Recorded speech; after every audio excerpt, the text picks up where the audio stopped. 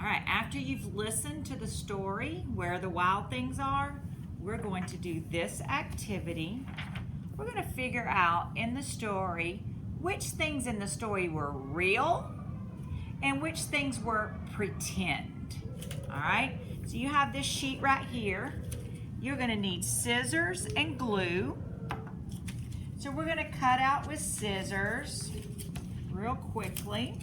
If you can do this by yourself, I want you to cut it by yourself. If you need a little help, you can get some help from whoever's helping you at home. I'm gonna get mine all cut out.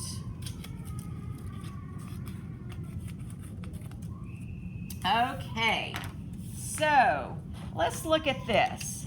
A jungle grows in his room. Was that real or was that pretend? That was pretend. The jungle doesn't really grow in Max's room. He is just imagining that the jungle grew in his room.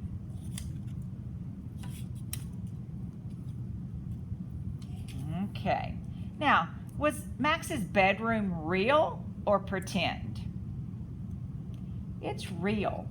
He really did have a real bedroom in the story. All right. The monsters, were they real or pretend?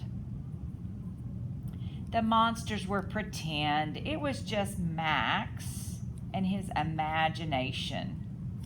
The monsters. How about Max? Was he real or pretend? Yes, Max is a real boy, so he goes over here. Max eats the supper Mom brought him. Was that real in the story or pretend? That's real. He did eat the supper that Mom brought him.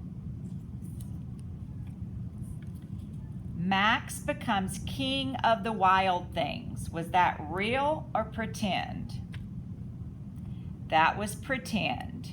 It was his imagination. He was just pretending that he was king of the wild things. And then the last picture is supper. Was his supper real or pretend? His supper was real. Good job.